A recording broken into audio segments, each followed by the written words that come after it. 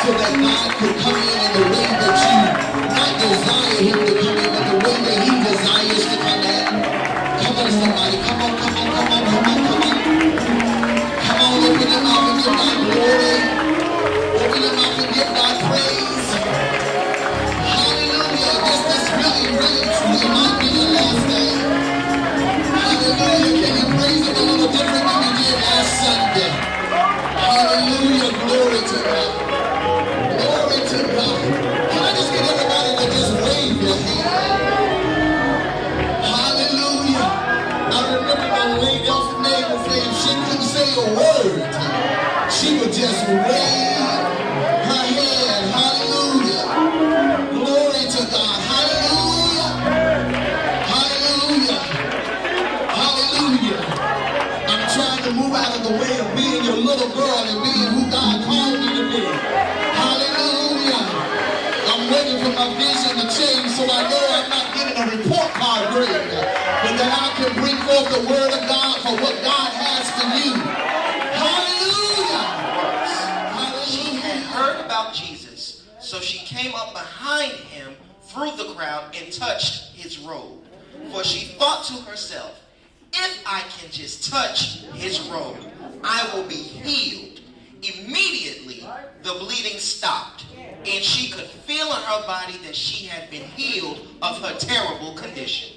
As you have your seat, just say, I want what is mine. Amen, amen. Make sure you look at your neighbor, tell your neighbor, don't go to sleep. It's time to be active in the word of God. So in the book of Leviticus, we see that there's a Jewish law. Amen. We've got to get you that exegesis out. Amen.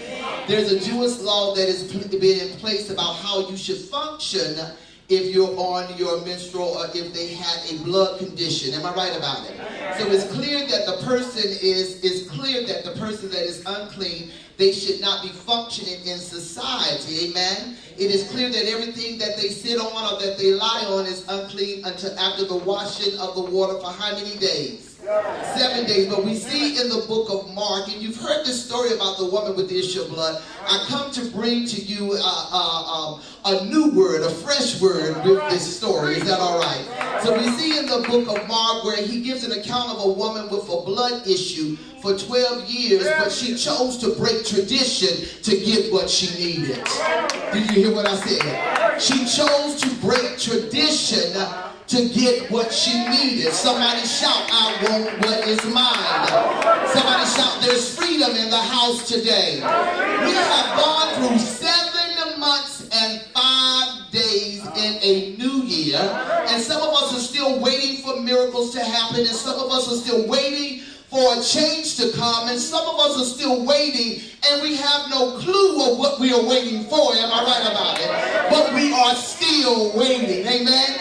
God is a God of order and a God of time, and he moves heavily through numbers. Amen. I find it quite interesting how the CWF ended up in the month of August, which is a representation of new beginnings, without even knowing that this is a year of spiritual and ordinal perfection.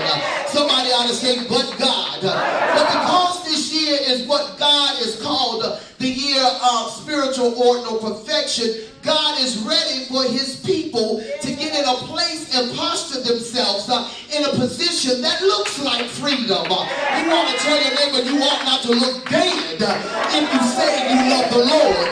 You ought not to look like you're already in a casket if you say freedom is what I'm searching after. So because of all that God has put inside of me, from the time that I became a child of this church to where I am now, and you think about how long God has allowed word to come inside of you, I've decided that in this quarter, it's time for me to get what is mine. I've decided that I've had enough word put in me that I'm able to slay some things. I believe I got enough power in me that I can dominate this quarter. Look at somebody and tell them, I'm ready to get what is mine. You see, in this text, God has placed the blessing that this woman needs in in a spiritual matrix. Anybody ever seen the movie The Matrix? And see, in order for her to get into this realm, she had to be in a place of being revolutionary. This means that she could not be ordinary. Is anybody with me?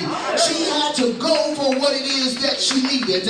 She had to make up her mind that nothing was going to stop her. But you see, in this text, the woman realized that she had more than just an issue of blood. She realized that she was dealing with more than just a condition that she couldn't get rid of. She realized that she was dealing with some religious folk. Oh, I know I'm right about it. Religious folk, because they didn't even have the drive or the fire to help her get what she needed. They had more drive to keep her down by the law than to set her free. But she was determined to move forward, and they were determined to keep her bound.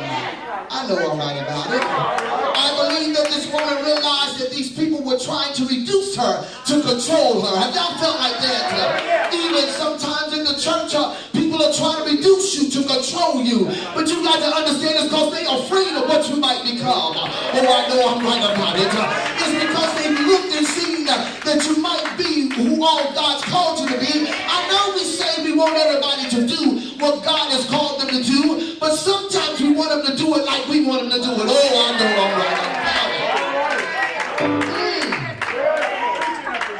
Hallelujah. I believe that you got to understand that the enemy wants to keep us bound today. He wants to keep us bound from what is yours.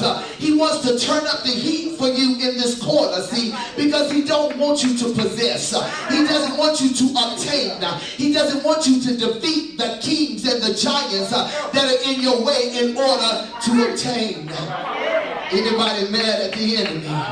You got to be mad at the enemy in order to be able to be a revolutionary. Amen. You see, the enemy understands that in order for God to move you into a spiritual matrix that your blessing is in, that he's got to try to break you. Come on, somebody. But God is moving you into a place of understanding your ownership in him. God is moving you into a place of understanding that you cannot get blessings doing the same old things. Am I right about it?